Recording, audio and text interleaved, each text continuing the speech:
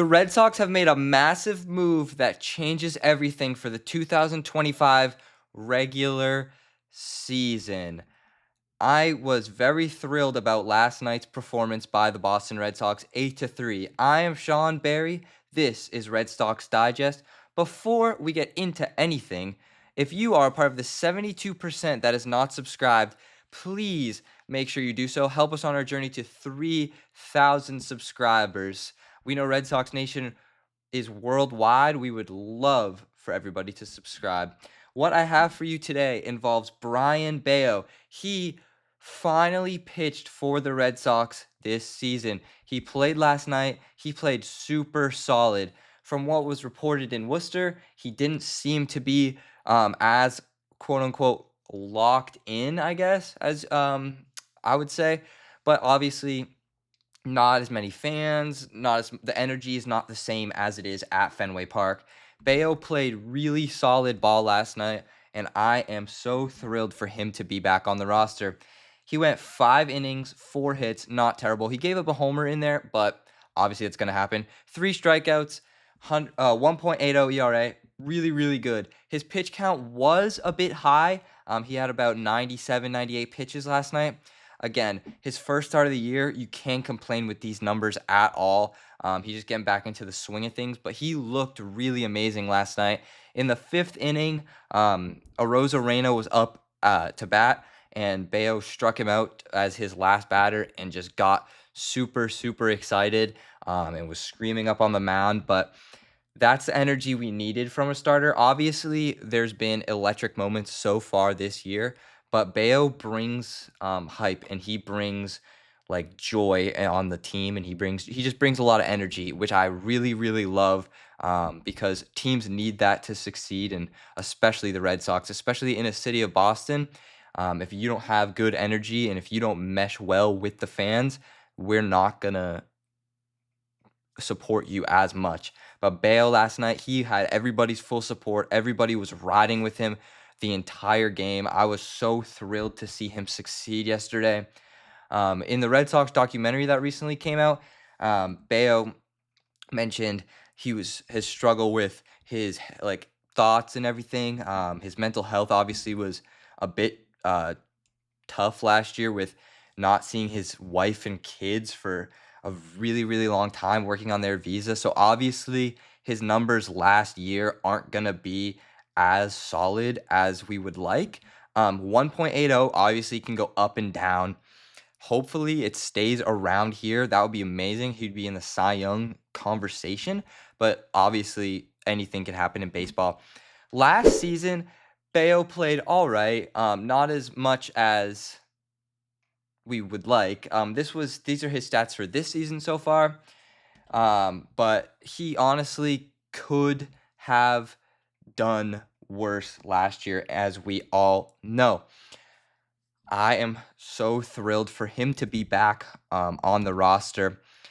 Last night, he played super solid. This was his numbers. He threw 38 sinkers, 36 sliders, 17 changeups, only 6 fastballs. Obviously, he's not a fastball guy.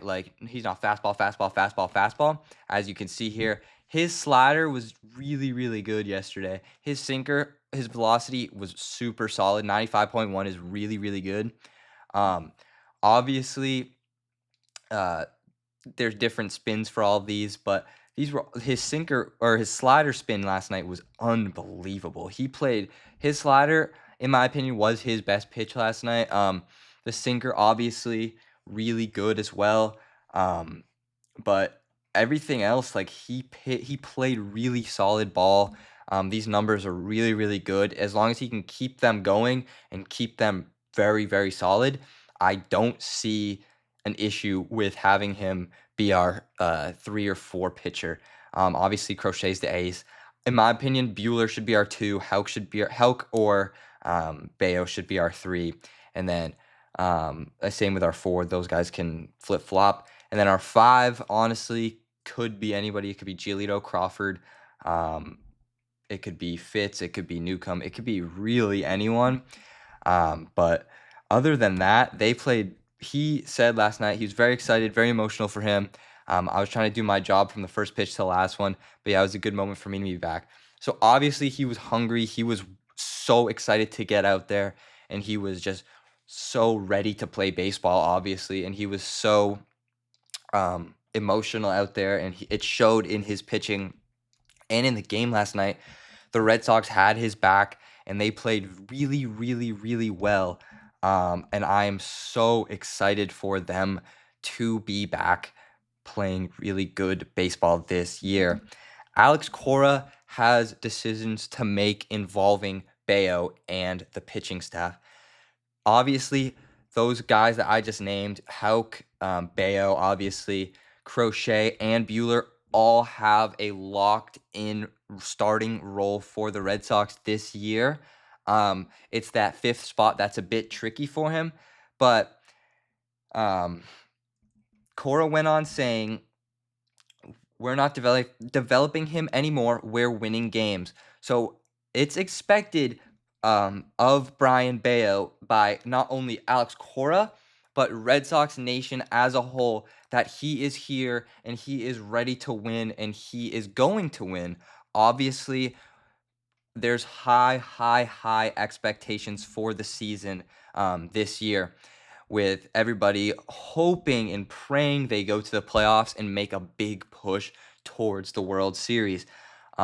Me personally, I'm so thrilled. I am so in on this team. I think they have a lot of potential, and I think they could win so many games, 80 plus, maybe 90 plus, which would be amazing. But they're not seeing Beo as this kid with a lot of potential and a kid that could be. They're seeing him as a winner and a kid that is developed and is ready to win baseball games, as this quote says. Um, Obviously, this is the starting roster right now. 3 guys on the IL: Fitz, Crawford, and Giolito. Giolito is set to make his final start in Worcester, I think, this Friday. Um, and then he should be back with the team, I saw, next week against Toronto. And then Crawford, who knows what they're going to do with him. Fitz as well.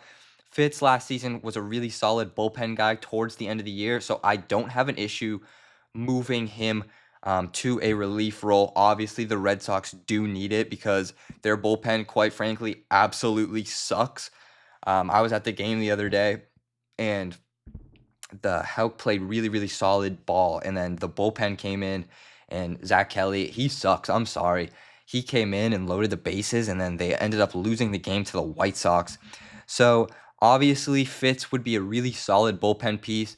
It's Crawford and Giolito that can fight for that other starting spot, or honestly move Newcomb to the bullpen because he has been playing okay baseball.